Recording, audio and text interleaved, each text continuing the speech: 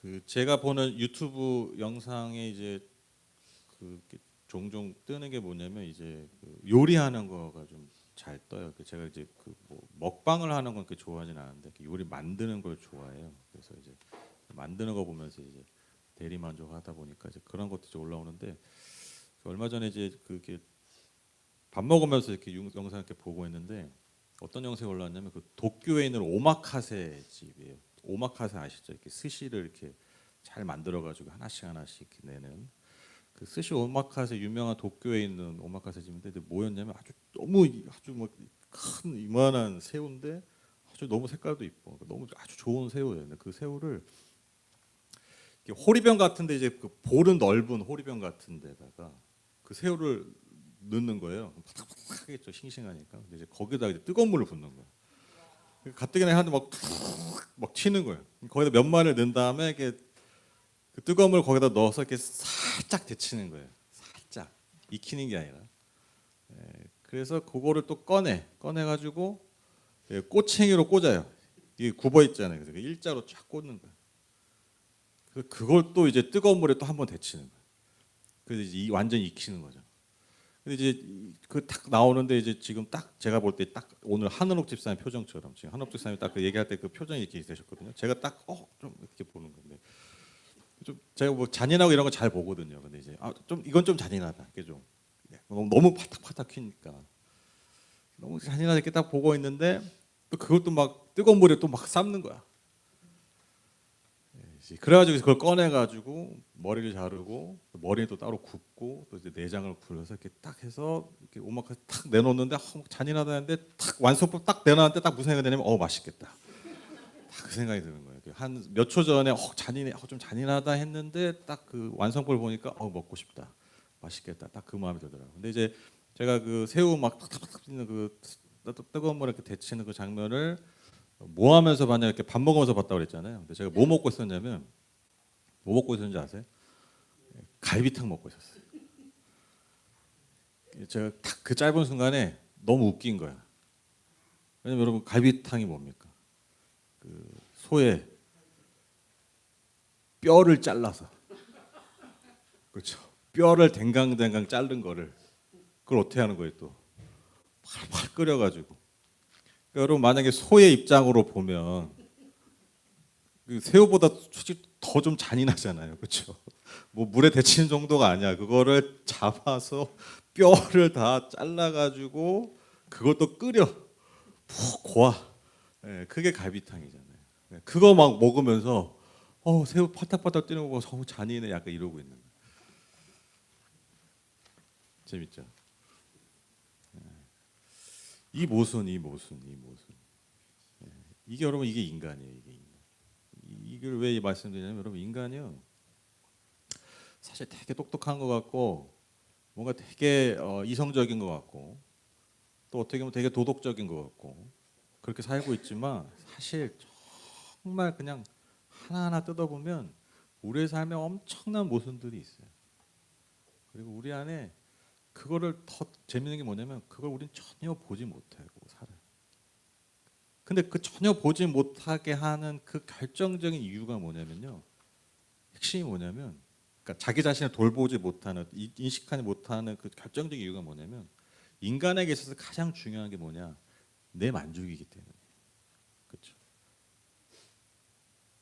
그러니까 지금 저 새우는 내가 먹지 못하니까 잔인해 보일 수 있는데 어떻게 보면 더 잔인한 그 소의 뼈를 먹는 거는 내가 지금 맛있게 먹으니까 인식이 안 돼요. 왜? 내가 지금 만족하고 있기 때문에. 지금 나한테 그게 중요하기 때문에.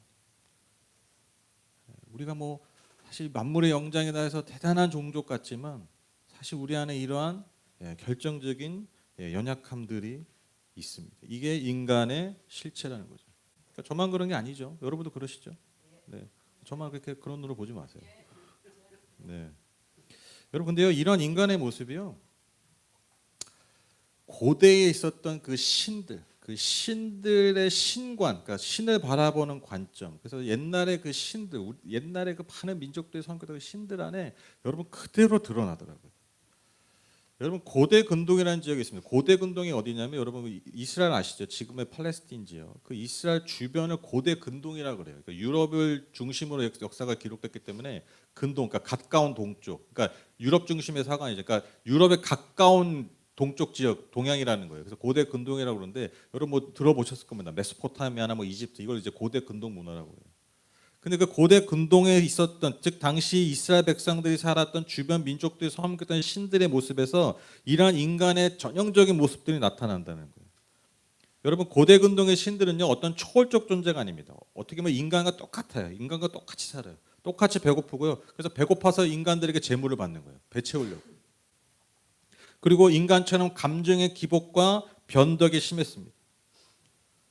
여러분 우리도 사람과 관계를 맺을 때 굉장히 거래적이잖아요. 그렇죠? 그러니까 이익 중심이에요. 뭐 어떻게 보면 당연한 건데 여러분 신과 인간과의 관계도 그랬습니다. 인간이 재물을 바치지 않으면요 신도 굶는 거예요. 그래서 이 인간들이 제사들을 잘 지내게 하려고 제사를 잘 지내면 복을 주는 거예요. 인간도 마찬가지죠. 나에게 복을 주니까 제사를 잘 하는 거예요. 식사하시라고, 배고프지 마시라고, 짜증내지 마시라고. 그럼에도 불구하고 이 신들이요 또 변덕이 심했습니다. 그래서 인간들은요 언제 튈지 모르는, 언제 어떻게 마음이 바뀔지 모르는 그 신들을 달래기 위해서 늘 두려움에 사로잡혀서 살 수밖에 없었어요. 쉽게 화를 냈습니다. 질투도 합니다. 신들이. 심지어 술을 먹고 주사를 부리기도 해요. 그게 신들이었어요. 또 심지어 여러분 바벨론 신 중에 하나는 엘린이라는 신이 있었는데 이 신이요 인간들이 너무 시끄럽게 구니까 인간들이 너무 시끄러운 거야. 그래서 인간이 너무 시끄럽게 떠들어서 내가 잠을 잘 수 없다고 해서 홍수를 일으켜요. 그렇게 인간을 쓸어버려요. 근데 그게 당시 신들의 형상이었다라는 거예요. 그리고 이 신들이, 고대 근동의 신들이 인간을 만든 이유가요 결국 또 뭐였느냐, 자신들의 만족과 유익을 위해서였습니다. 아트라시스 서사시라는 곳에 보면요 학급 신들이 있었는데 이 학급 신들이 하는 일들이 너무 힘들고 귀찮은 거예요. 그래서 오늘 말로 하면 파업을 일으킵니다. 그러니까 하급 신들이 이제 할 일들을 못하니까 문제들이 벌어지잖아요. 그래서 상급 신들이 인간을 만든 거예요. 그 하급 신들이 하던 그 귀찮은 일들, 그 더러운 일들, 힘든 일들을 시키려고 그 상급의 신들이 뭔가를 만들었는데 그게 인간이었다는 거예요. 그래서 진흙과 신의 피를 섞어서 인간을 만들었다. 이게 고대 근동의 설화 중에 하나인 아트라시스 서사시에 나오는 이야기입니다. 굉장히 재밌죠? 그러니까 어떻게 보면 우리 인간의 역사와 비슷합니다. 인간의 모습과 비슷합니다. 근데 저는 그런 생각이 들더라고요. 아니 그래도 신인데 왜 이런 신의 형상을 만들었을까? 왜 이렇게 신을 기록했을까? 그리고 왜 그런 신들을 믿었을까? 제가 그런 생각을 하다가 제가 내린 결론이 뭐냐면 왜 여러분 이런 신관이 생겼을까요? 왜 신을 그렇게 바라봤을까요? 그게 그들의 모습이었기 때문에. 즉 인간의 모습이 그대로 투영이 된 거예요. 인간의 모습 그 자체가 그들이 섬기는 신에게도 여러분 그대로 투영이 돼버린 거예요. 그래서 인간과 똑같이 그렇게 사는 그러한 성품을 가진 존재로 생겨 먹었고, 그리고 그 똑같이 생겨 먹은 그 신을 어떻게든 잘 거래하고 잘 달래서 행복한 삶, 복된 삶을 살려고 살아왔던 사람들이 인류의 역사였다라는 것입니다. 그런데 이러한 신들과 전혀 다른 성품을 가진 분이 계셨으니 그분이 바로 야훼 하나님입니다. 그래서 여러분 고대 근동의 역사와 신관들을 이렇게 배워보다 보면요 정말 우리가 섬기는 야훼 하나님의 독특성이 나타나요. 아주 유일한 그 유일성이 나타나요. 그냥 하나님 한 분입니다. 하나님 뭐 대단하시니까, 하나님 뭐 짱이니까 뭐 이래서 하나님이 대단해서 우리가 하나님 섬기는 게 아니라 여러분 역사적으로 보면, 문헌적으로 보면요 그것도 잘 살펴보면 그 하나님만의 독특성이 있어요. 그게 뭐냐면 하나님이요 우리 인간을 정말 사랑하시고 돌보시는 분이라는 거예요. 이게 당연하게 생각하잖아요. 근데 그게 당연한 게 아니라는 거예요. 시편 136편 1절 말씀입니다. 주님께 감사하여라. 그는 선하시며 그 인자하심이 영원하다. 여러분 이 고백에 그는 선하시며 그 인자하심이 영원하다, 이게 구약에 많이 나와요. 뭐 찾아본 바로는 뭐 12번 이상 나옵니다. 꽤 많이 나와요. 그리고 시편 136편은 처음부터 끝까지 이걸 선언하면서 계속 얘기해요. 왜 하나님이 선하시고 왜 하나님이 인자하신지. 굉장히 많이 나와요. 마치 이스라엘 백성들이 입에 달고 사는 고백이에요. 즉 우리가 섬기는 그들이 섬겼던 하나님 어떤 분입니까? 하나님은 선하시고 인자하심이 영원한 분이라는 거예요. 즉 그분은 인간과 똑같은 분이 아니라는 거예요. 그분은 선하십니다. 즉 우리에게 늘 좋은 것을 주기를 원하시는 분이라는 거예요. 이게 굉장히 중요한 표현입니다. 이거 당연한 게 아니에요. 우리가 뭔가를 좋은 걸 줘야 신이 좋은 걸 주는 거예요. 이게 당연한 신과 인간의 관계였어요. 근데 하나님은요, 이미 그분 존재 자체로 선하시기 때문에 그냥 존재 자체로 인간에게 늘 좋은 것을 주기를 그분이 원하시는 거예요. 이게 다른 겁니다. 또 그분은 어떤 분입니까? 그분의 인자하심이 영원합니다. 여러분 이게 인자하심, 이게 여러분 제가 자주 말씀드린 히브리어 헤세드입니다. 헤세드. 저는 성경의 하나님을 한마디로 얘기하면, 한 단어로 얘기하면 뭐라고 표현하냐면 헤세드라고 얘기합니다. 왜? 이 헤세드만큼 하나님을 총체적으로 담을 수 있는 말이 없어요. 그러니까 이게 뭐 여러 인자로 번역하기도 하고 뭐 사랑, 은혜 이렇게 번역하기도 하는데, 근데 그걸로 다 담을 수가 없어요. 그래서 그렇게 다양하게 번역하는 거예요. 그러니까 그 하나님의 성품의 총체, 그게 헤세드입니다. 근데 이 사랑, 이 은혜가 뭐냐면 언약적 관계에서 나오는 사랑과 은혜예요. 여기서 말하는 언약적 관계가 뭐냐면, 여러분 은혜라는 것은, 하나님의 사랑이라는 것은 조건과 상황에 따라서 달라지지 않는다는 거예요. 여러분들이 만약에 월세를 내시는데, 오늘 이번 달에 얼마 못 벌었어. 그러면 다음 달 월세를 70% 내십니까? 아니죠. 뭐 다음 달 많이 벌었어. 그럼 다음 달 한 120% 냅니까? 아니죠. 무엇에 의해서 내죠? 계약서에 한 대로 내죠. 즉 내 상황과 조건과는 상관없이 계약한 대로 하는 거예요. 여러분 언약적 사랑이 이런 것입니다. 언약적 관계 사랑은 상대의 상황과 조건에 따라서 달라지는 감정과 베품이 아니라 그것과는 상관없는, 즉 하나님이 우리를 사랑하시기로, 은혜를 베푸시기로 결정하셨다. 이게 헤세드입니다. 이게 하나님과 우리의 관계예요.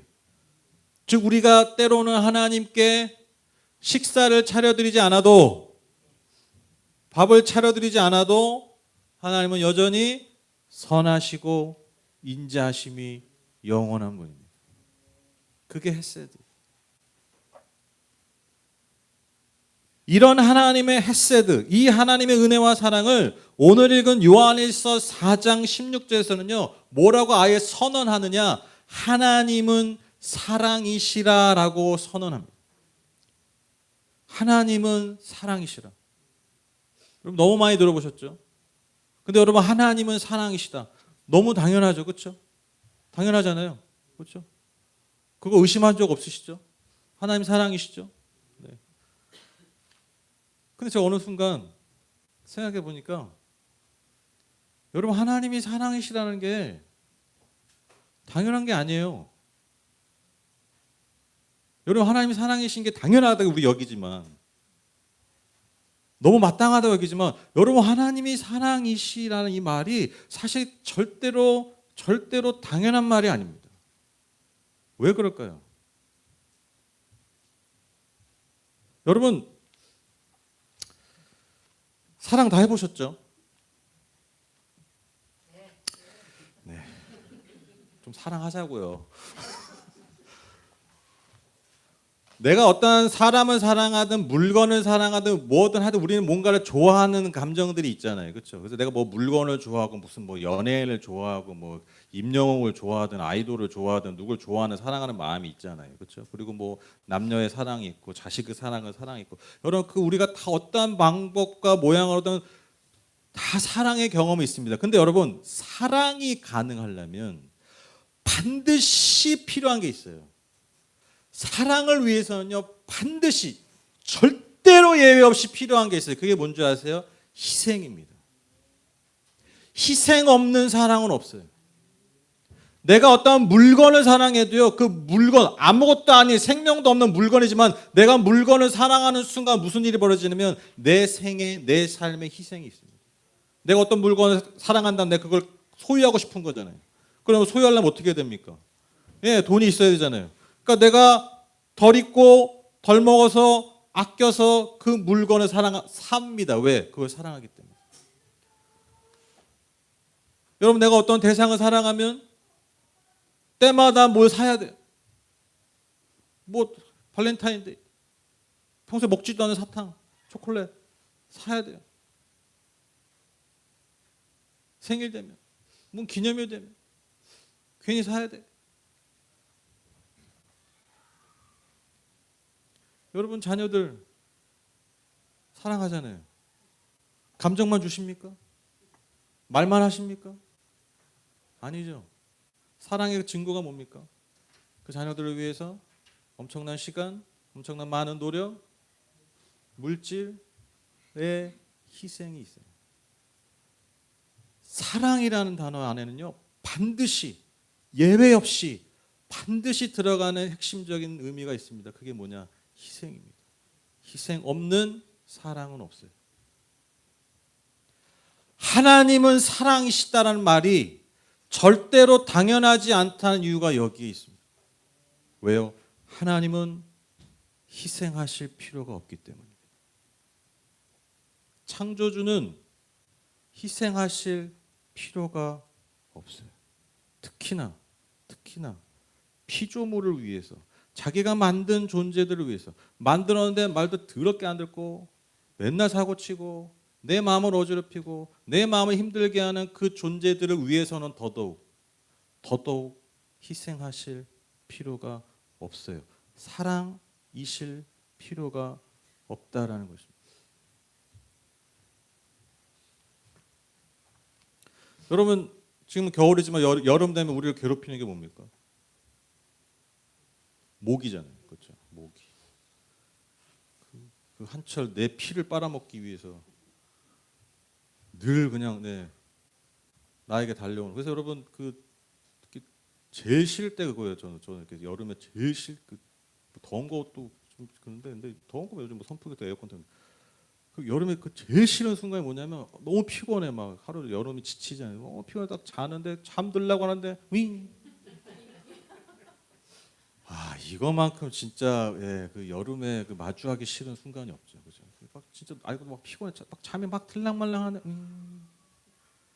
못 자죠. 그 잡아야 돼. 근데 어떻게 보면 별거 아니잖아요. 근데 그게 귀찮고 내 피를 빨아먹고 여러분 나 빨아먹는데 또 많은 게 간지럽고 막 날 좀 며칠 귀찮게 하잖아요. 며칠 힘들게 하잖아요. 어떻게든 여러분 우리가 손으로 때려잡든 뭐 약으로 때려잡든 때려잡아야지 속이 시원하게 여러분 목이잖아요. 여러분 근데 여러분 중에 혹시 너무 사랑이 많으셔가지고 너무 성품이 좋으셔가지고 아이고 얘 뭐 한철 사는데 한철 이렇게 열심히 사는데 그냥 또 얼마나 먹겠어. 뭐 헌혈이야 뭐야 그냥 뭐 조금만 뭐 한 방울 겨우 먹잖아. 이거 뭐 좀 내주지 뭐. 여러분 그렇게 희생하신 분 계세요?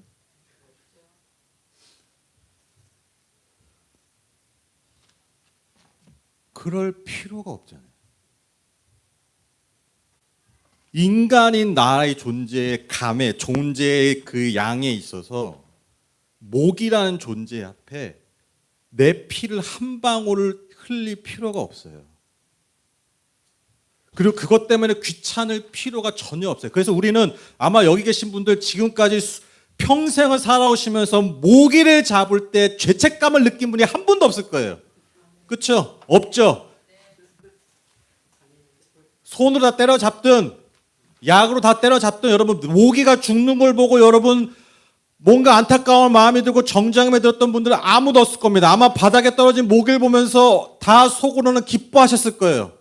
왜? 나를 늘 귀찮게 하기는 내 피를 빨아먹는 이 모기가 죽었기 때문에.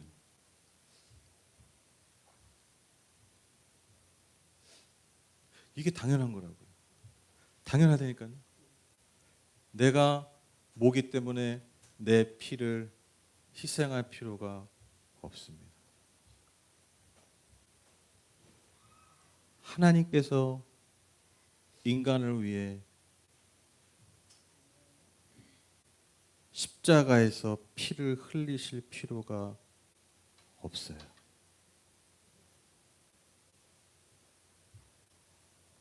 나를 고통스럽게 하고 만들어놨더니 늘 나의 마음을 힘들게 하고 내 품을 늘 떠나 살려고 하는 이 특히나 그 인간들을 위해서는 영원하신 하나님 앞에 한 철도 아니라 한 순간이라고 얘기할 수도 없는 그 시절을 사는 그 인간을 위해서는 더더욱 하나님이 피를 흘리실 필요가 없습니다. 다시 말해 하나님은 사랑이실 필요가 없어요. 인간에게.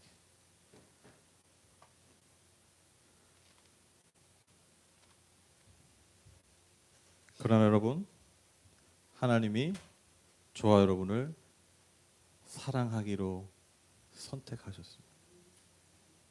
결정하셨어요. 그리고 약속까지 하셨어요. 그게 언약적 사랑, 하나님의 사랑, 그 은혜, 이게 바로 헤세드입니다. 이런 하나님의 전적인 선택, 은혜, 그 희생으로 주어진 것이 바로 저와 여러분이 누리고 있는 구원의 은혜입니다. 결코 당연한 게 아니에요. 여러분, 같은 생물이어도 여러분 모기는 쉽게 죽이지만 저희 집에 있는 오고기는 죽이지 못합니다. 그놈이 맨날 귀찮게 해요. 잠만 자면 그냥 이방저방 왔다 갔다 맨날 잠도 못 자. 맨날 먹이고 입히고 씻기는 거 되게 힘들잖아요.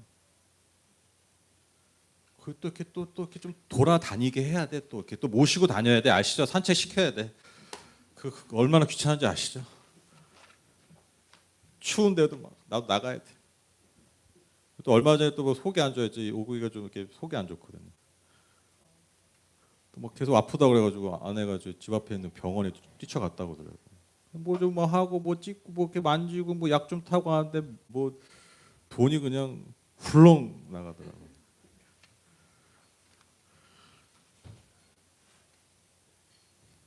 근데 아깝지 않습니다.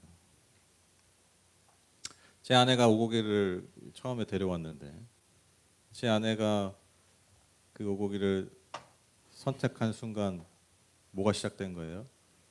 네, 내가 그렇죠. 고생 시죠. 고생.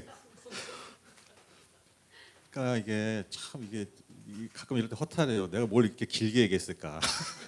사랑은 고생이다 한마디로 끝나는 건데 네. 그 선택한 순간, 사랑하기로 결정한 순간, 그런 고생, 그런 희생이 아무렇지도 않은 거예요.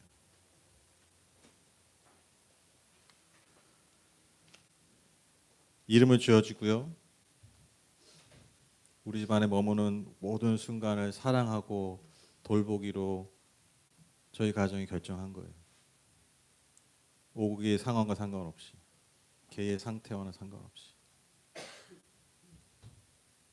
저는 반려동물을 키우면서 어떻게 보면 누가 보면 뭐 그렇게까지 그런데 아니요. 저는 정말 그래요. 저는 반려동물을 키우면서 우리를 향하신 하나님의 마음을 정말 조금이라도 더 알아간 것 같아요. 정말 조건 없는. 진짜 뭐 이익이 되는 게 없어 걔가. 자식은 좀 그래도 키워도 좀 기댈 게 있잖아요. 그렇잖아요. 그래도 뭐라도 뭐 용돈으로 때려 주기도 하고 뭐 또 뭐 좀 뭐라 잘하면도 얘는 뭐 거의 없어. 진짜 없어. 뭐 하는 게 있어요. 지금도 3년 넘게 키웠는데 여러분 진짜 몸 하나 못 씻어.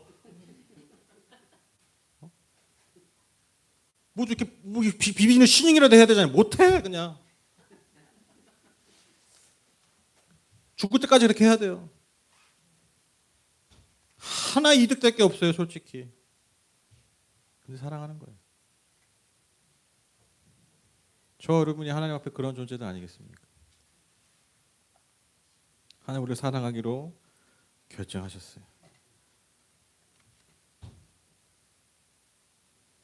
결론을 맺겠습니다. 요한일서 오늘 본문 말씀 4장 15, 16절입니다. 누구든지 예수를 하나님의 아들로 시인하면 하나님이 그 사람 안에 계시고 그 사람은 하나님 안에 있습니다. 우리는 하나님이 우리에게 베푸시는 사랑을 알았고 또 믿었습니다.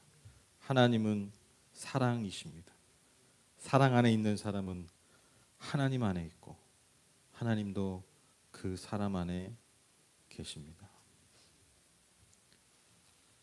인간의 종교는 인간이 하나님께 제물로 바치라고 합니다. 근데 저와 여러분이 믿는 기독교는 인간을 위해서 하나님이 제물이 되셨습니다. 그게 저와 여러분이 믿는 기독교입니다. 이 하나님의 사랑, 우리를 위해서 희생하기로 결정하신 그 사랑, 그 사랑의 완성이신 예수 그리스도, 그 믿음 안에, 그 사랑 안에 거하는 것, 여러분, 그것이 기독교입니다. 이 사랑 안에 늘 거하시면서 이 사랑을 누리시면서 이 사랑을 힘입어서 우리에게 주어진 부르심 받은 삶의 자리에서 아름답게 열매 맺으며 살아가는 저와 여러분 되셨으면 좋겠습니다. 특별히 오늘 집사로 임직하시는 세 분에게 이 은혜와 사랑이 더 깊이, 더 충만하게 부어지고 새겨주시기를 주님의 이름으로 축복합니다.